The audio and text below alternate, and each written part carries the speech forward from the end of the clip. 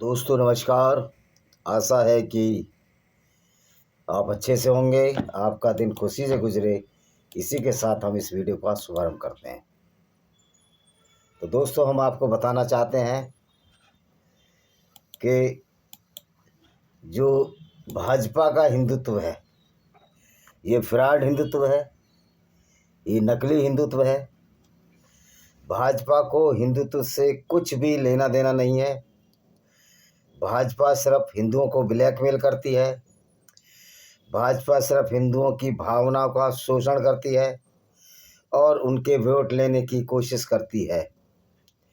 एक पाखंड को जरिया बनाकर उसको हिंदुत्व का रूप दिया जा रहा है, जो किसी तरह से भी हिंदुत्व नहीं है। वैसे भी सनातन वैदिक कल्चर में हिंदू शब्द का कहीं भी जिक्र नहीं है। ये जो सुधांशु त्रिवेदी जी हैं, वो जो बीजेपी के प्रवक्ता हैं, वो सरेआम झूठ बोलते हैं। सरेआम झूठ बोलते हैं। हिंदू शब्द का कहीं वेदों में भी हिंदू नाम के शब्द का कोई चार्ट नहीं है। रही पुराणों की बात, अगर पुराणों में भी कहीं उल्लेख है तो पुराण तो 19वीं शताब्दी तक लिखे गए हैं। तो दोस्तों बीजेपी एक नकली हिंदुत्व के सारे में चल रही है। अगर बीजेपी में असली हिंदुत्व था, बीजेपी हिंदुओं की भलाई के लिए कुछ काम करती है, तो बीजेपी के लोगों से मैं कुछ सवाल पूछना चाहता हूँ। आदरणीय नरेंद्र दास दामोदर दास मोदी से कुछ सवाल पूछना चाहता हूँ और मुझे लगता है इसका जवाब देंगे। बीजेपी की इतनी औकात नहीं कि हम जैसे जो भारत के सर्वशक्तिशाली समाज से आते हैं, जिसमें हमारे जाट, गुर्जर, गडरिये, अहीर, कुर्मी, लोधी, सैनी, माली, प्रजापति यानी कि जो पशु पालक और कृषक जातियां हैं, उनके किसी भी प्रवक्ता को ये दबाने की कोशिश करें, ये न बीजेपी की औकात है न मोदी की औकात है। क्योंकि हमारे हाथ में वो सत्ता है, वो पावर है किस किसान जातियों पर, पशुपालन जातियों पर, कि हम सनातन वैदिक धर्म का भी रक्षा कर सकते हैं और ऐसे नकली हिंदुत्ववादी गुंडों की, जो हिंदुओं के नाम पर हिंदुत्ववादी गुंडे, मतलब जिनको सनातन वैदिक धर्म की ABCD नहीं आती, और नकली हिंदू बनकर उसकी आड़ में वोट लेकर एक ऐसे समाज की, विकृत समाज की स्थापना कर रहे हैं, जो समाज इन पशुपालक और किसान जातियों, योद्धा जातियों में राजपूतों को भी इसमें लूँगा। मुझे नहीं पता कि राजनाथ सिंह जी के राजपूती खून को क्या हो गया है। अच्छे आदमी हैं, समझदार हैं, सब कुछ हैं, लेकिन फिर भी अपनी सज्जनता की वजह से मौन रहते हैं। राजनीति मौन होने का विषय नहीं है। राजनीति मुखर होना चाहिए, मुखर राजनेता चाहिए। और मुझे नहीं लगता कि हमारे समाज के SP सिंह बघेल को भी क्या हो गया है। इतना लंबा नाम, सत्यपाल सिंह बघेल, 7 बार के सांसद, और ये जानते हुए भी कि जिस समाज से मैं, हालांकि मैं जातिवाद में विश्वास नहीं रखता, लेकिन राजनीति गंदी है, जिस समाज से वो आते हैं, उस समाज की उत्तर प्रदेश में 1932 में या 33 में जो ब्रिटिश सरकार द्वारा जनगणना की गई थी, वो समाज एक मेजर कास्ट है उत्तर प्रदेश की। मैं यहाँ आपको बताना चाहता हूँ कि उत्तर प्रदेश की 4 पिछड़ी जातियाँ मेजर हैं, जिसमें गडरिये, जिससे SP सिंह बघेल जी आते हैं, यादव, जिसमें मुलायम सिंह यादव जैसे पुरोधा हुए। मैं उनके कुछ गुणों की तारीफ कर सकता हूँ, लेकिन जहाँ तक भ्रष्टाचार और जातिवाद का कलंक जो लगा है, मैं उनके साथ नहीं हूँ। किसी भी गंदी हरकत के लिए मैं किसी जाति वाले के साथ नहीं हूँ। और इसी तरह कल्याण सिंह जो लोधी जाति से आते थे, सोकोल्ड लोधी जातियाँ, सोकोल्ड नहीं सारी जातियाँ, क्योंकि विराट हिंदू समाज में जन्म से जाति कोई परिकल्पना नहीं है। उसी तरह से कुर्मी जाति के बहुत सारे पुरोधा हुए उत्तर प्रदेश में। बैनी प्रसाद वर्मा हुए, ओम प्रकाश सिंह हुए, जो BJP में थे, जिनसे व्यक्तिगत तौर पर भी मिला जब मैं स्टूडेंट था। तो दोस्तों, हिंदू समाज का ठेका बीजेपी के चंद उन हरामखोर लोगों ने, धूर्त लोगों ने नहीं ले सकता, जो एक वर्ग तो धन कमा रहा है गंदे तरीके से झूठ बोलकर, और उसके नाम पर दुनिया भर का पाखंड फैला रहा है। कहीं कथा पढ़ा रहा है, कहीं मंदिर बनवा रहा है, और मंदिर में वोटों के लिए मंदिर बनवा रहा है। उनको न राम से स्वीकार है, न श्री कृष्ण से सरोकार है। अगर इनको राम और कृष्ण से सरोकार होता, कुछ ईमानदारी के गुण इनमें विकसित होते। जो समाज ये कहता है कि काम को किसी तरह भी सलटा लो। जब मैं सेंट्रल वेयर हाउसिंग कॉरपोरेशन में बिलासपुर में पदस्थ था, तो एक विशेष वर्ग जिसकी राइस मिलें ज़्यादा हैं, आप समझ गए होंगे, उसको ये लगता था कि हर आदमी बिकाऊ है और काम को सलटा लो। तो ये काम को सलटाने वाले ही रोज आरएसएस की शाखा लगाते हैं, आरएसएस की शाखाओं में जाते हैं, और फिर सारा पाखंड जो सनातन वैदिक धर्म में कहीं भी नहीं है, उसको ये फैलाने की कोशिश करते हैं। कहीं कथावाचक मुरारजी बापू को बुलाते हैं, कहीं आसाराम बापू को बुलाते हैं, खाटू श्याम की यात्राएं कराते हैं, और उसमें भी कमीशन खोरी करते हैं। ये बसों को ले जाते हैं, हर जगह देखो जहाँ जाओ खाटू श्याम का इन्होंने ढिंडोरा पीट रखा है, और पूरे रात दिन खाटू श्याम कह कर। अरे भाई, खाटू श्याम जो घटोत्कच के पुत्र बर्बरीक है, उनकी बहादुर वाले गुणों पर आओ। बजाय इसके खाटू श्याम जाते हो और फिर अपनी दुकानों पर बेईमानी करते हो, अपनी दुकानों पर भ्रष्टाचार अपनाते हो। तो फिर ऐसे खाटू श्याम के गुणों का क्या आपका मतलब है? यानी पाखंड व पाखंड, और बसों के ऑर्गेनाइजर टूर, उसमें भी पाखंड। सिर्फ पैसा ही इनका उद्देश्य है। इनको ना सनातन वैदिक धर्म से मतलब है, न सनातन वैदिक कल्चर से मतलब है। पाखंड फैलाने में ये प्रमुख है समाज। और एक ऐसा समाज जो ब्रह्मा के मुख से ब्राह्मण पैदा कर रहा है, यानी मनुस्मृति को मूर्ख मानने वाले चूतिए इस समाज में पाखंड फैला रहे हैं। अब आते हैं मूल विषय पर। तो बीजेपी ने अगर हिंदुओं से इतना ही प्यार है, तो हिंदू चैरिटेबल एंडोनमेंट एक्ट अभी तक खत्म क्यों नहीं किया, जिसमें हिंदू मंदिरों से ही चंदा लिया जाता है, गुरुद्वारों से चंदा नहीं, मस्जिदों से चंदा नहीं, किसी भी टेम्पल से चंदा नहीं, सिर्फ हिंदू मंदिरों से लूटा जा रहा है पैसा। और आपको विदित होना चाहिए उस पैसे को ये कहाँ लगाते थे। इस पैसे को डीएमके जैसी घोर हिंदू विरोधी सरकार, जो मंदिर है तमिलनाडु में, उसके टैक्स के पैसे से ये मदरसे चला रहे हैं, ये चप्पलें बांट रहे हैं, साड़ी बांट रहे हैं। क्योंकि इस्लाम में तो साफ लिखा हुआ है कि उसकी मस्जिद का पैसे का फ़ायदा सिर्फ मुसलमानों को मिलना चाहिए। तो ये जो हिंदू चैरिटेबल एंडोमेंट एक्ट इस किताब में है मेरा, panorama of Indian democracy, BJP ने इसको एक्ट को क्यों नहीं हटाया। फिर जहां बीजेपी के महामानव 36 इंच के प्रधानमंत्री, 56 इंच के सीने वाले प्रधानमंत्री जी ने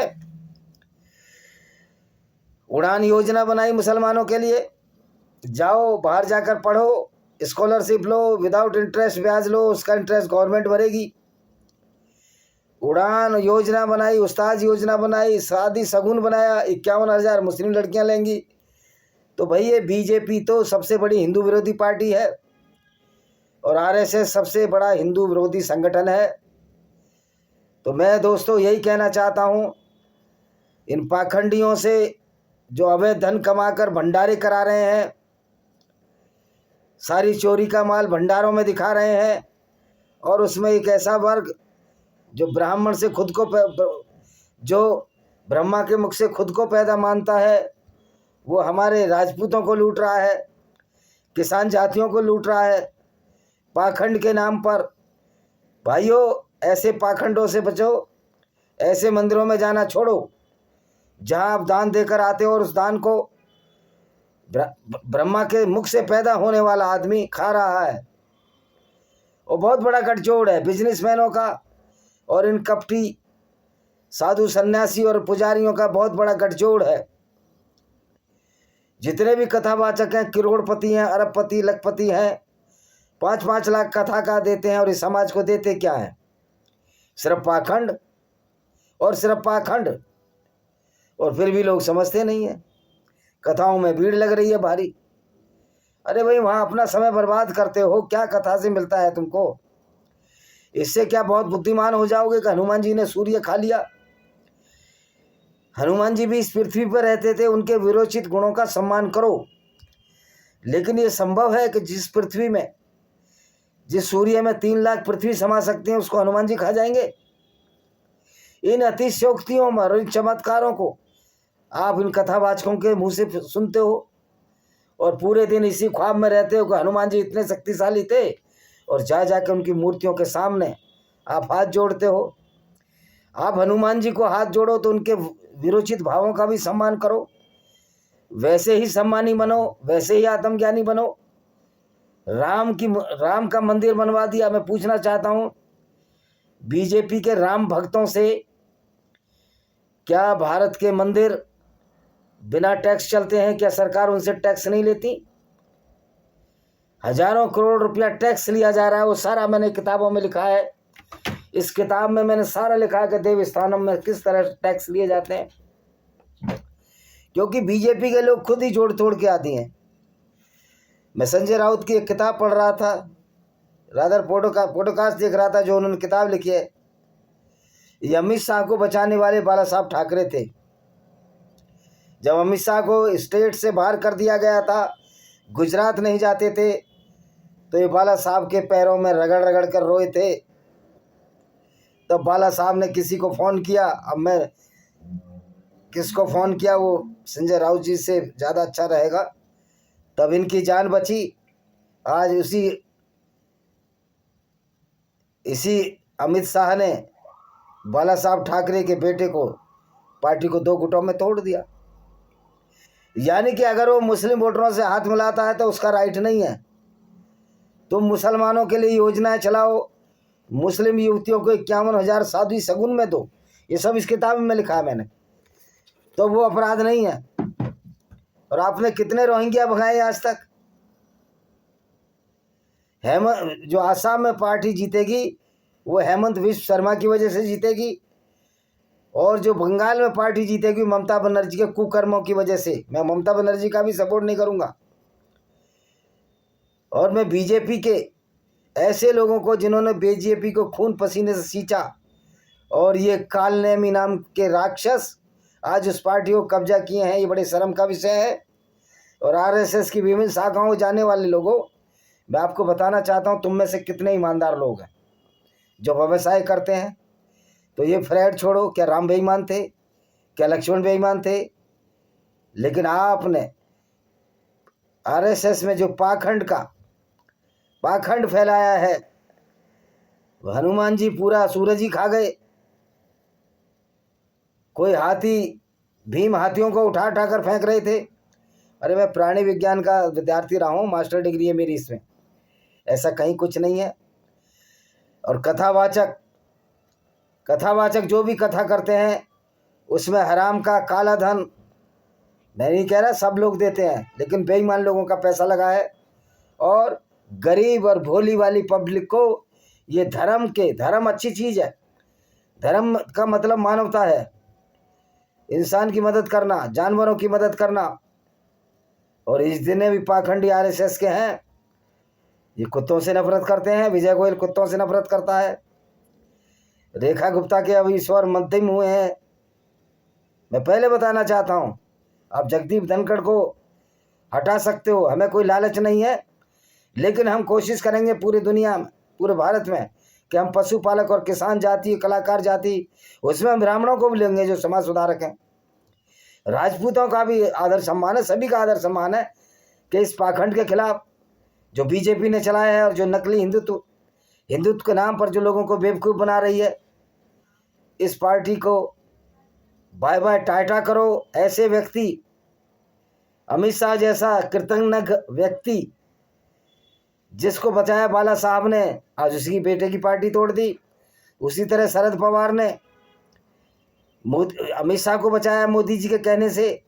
आज शरद पवार की पार्टी तोड़ दी, क्योंकि शरद पवार का मैं समर्थक नहीं हूँ, वो तो दाऊद इब्राहिम का समर्थक है। तो लगभग कमोए हुए सारे नेता इसी तरह धूर्त हैं, ये बेदर्द है, गरीबों से इनको कोई सरोकार नहीं है। तो आज हमारे भारत के नौजवानों में वो दम नहीं है कि भ्रष्टाचार के खिलाफ लड़ सकें। कितनी क्रांतियां इस दुनिया में हुई हैं, लेकिन ये धूर्त राजनेता हमको हिंदू मुस्लिम हिंदुओं को जाति में, मुस्लिमों को सिया सुन्नी में बांटकर अपना उल्लू सीधा कर रहे हैं। और गरीब न मुसलमान की कोई सुन जा रहा है न कोई। देखिए वो अलग चैप्टर है कि इस्लाम कोई अच्छी आइडियोलॉजी नहीं है, लेकिन एक मुसलमान भी एक इंसान होता है। वो इस्लाम को मानकर आतंकवादी बनता है तो उसके लिए भी कानून है, लेकिन एक गरीब मुसलमान, एक गरीब हिंदू या किसी गरीब व्यक्ति की उसको जाति धर्म में ना बांटकर उसके लिए सरकार क्या कर रही है ये आप सबको देखना है। खुद तो सूट बदलते हैं, 1000 करोड़ का जो विमान है उस पर चलते हैं। क्या इनके बाप की बपौती थी? क्या ये अपने घर से लाए थे? तो दोस्तों ये सब हमारा ही है। 28% तक जीएसटी सरकार ने लगाई है, लेकिन मंदिरों से तो हजारों करोड़ टैक्स वसूला जा रहा है और ये गूंगा बहरा प्रधानमंत्री किसी की नहीं सुनता। इसको अहंकार हो गया है और इस अहंकार को हम पशुपालक किसान जातियों के लोग और गरीब लोग इनके अहंकार को जरूर तोड़ेंगे। आसाम में बीजेपी न मोदी की वजह से जीतेगी न योगी की वजह से, बल्कि जहाँ जहाँ जाएंगे ये हारेंगे। इसलिए हेमंत विश्व शर्मा की वजह से पार्टी जीतेगी, ये बात हेमंत विश्व शर्मा भी समझते हैं। इस तरह बंगाल में जो अगर बीजेपी जीतती है तो ममता बनर्जी के कुकर्मों की वजह से जीतेगी। आपने शरद पवार के खिलाफ कार्रवाई क्यों नहीं करते? क्योंकि उसके दाऊद इब्राहिम संबंध है। क्योंकि शरद पवार ने जब एक कृषि मंत्री थे तो अमित शाह को बचाया था। आज पॉडकास्ट आ रहा है संजय राउत का, अगर बीजेपी के किसी दलाल में पाखंडी इन्हों में पोंगा पंडितों में क्यों हिम्मत है तो जाए संजय राउत पर केस करें। तो संजय राउत को ये कहकर बदनाम करना कोई एंटी हिंदू है?